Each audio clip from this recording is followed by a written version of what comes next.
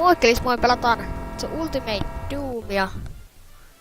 Niin tässä ois tolpa, niin kun näette, tässä on The Lifeless Consumed.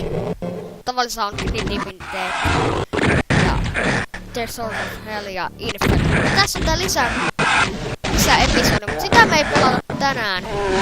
Tai tässä Let's Playssä, niin aloitetaan ihan Living Dead.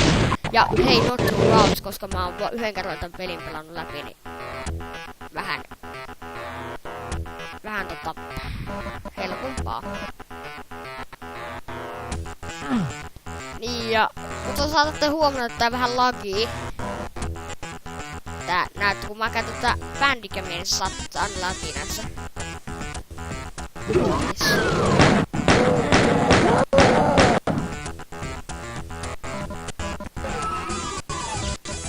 Niin. Tämän Doomin jälkeen mä olisin ajatellut, että mä rupean tekemään Call of Duty-kisestä Let's Playtä.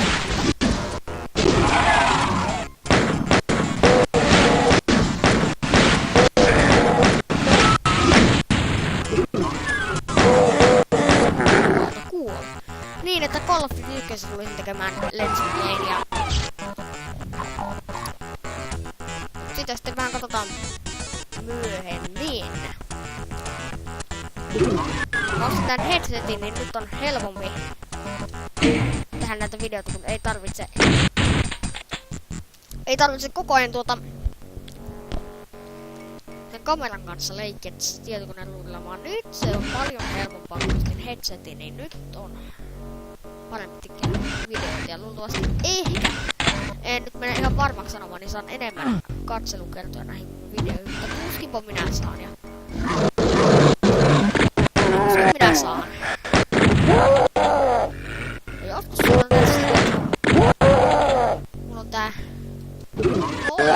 mä tossa joskus näissä videoissa ampuu, niin saattaa mun kanssa pelata tai 2 peliä. Lollipop Man saattaisi olla mun apuna, niin me saattaa joskus tehdä semmosia spesiaaleja, että me tullaan kameralla kuvata esimerkiksi tuolla pihalla joku video. Esimerkiksi Joona voisi tehdä sellaisen ja keksitä aina sitten, että mitä me voitais kuvata. Se kuulostaa hyvältä, niin kannattaa katsella, kannattaa olla kanavalle, että jos joku spesiaali, niin retkukielellä suoraan sipesiaali. Jos semmonen sipesiaali tullut, niin käykääpä katsomassa. Mega Armory. Mä pidän tätä Doom 1 ihan helvetin hyvänä pelinä ja mä saatan teille Doom 3:sta kiinni. Tai kyllä mä varmaan teen Doom 3:sta ton Let's Play. Seuraava kerran kenttä on Toxin Refinery.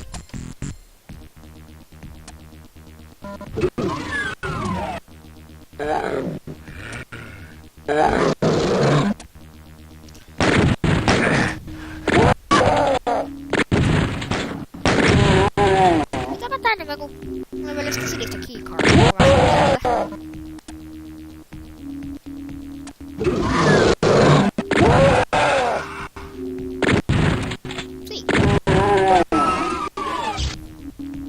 Kauheesti näitä secretteja. Mä en kauheesti niitä käy kahdelta. Paitsi jos joku secret, joka mä tiedän ja sinne on helppo mennä, niin secret, jos on joku ihan saatana vaikea vaikka johon mennä, niin silloin mä kyllä jätän.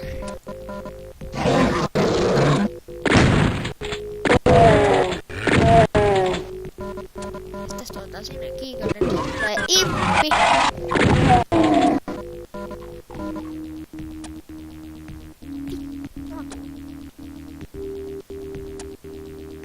Mä katsotaan pienempänä pelannut tätä. Mä olin joku mitenköhän paljon, mä olin 6 vuotta, niin mä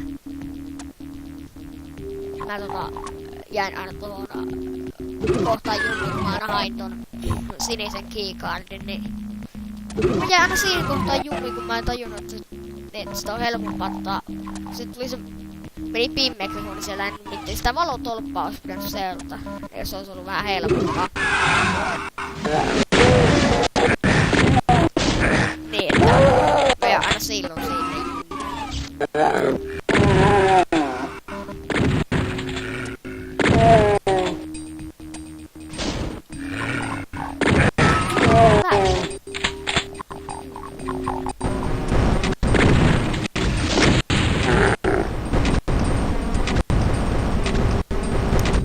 Tää ensimmäinen episodi on ollut aika nopea.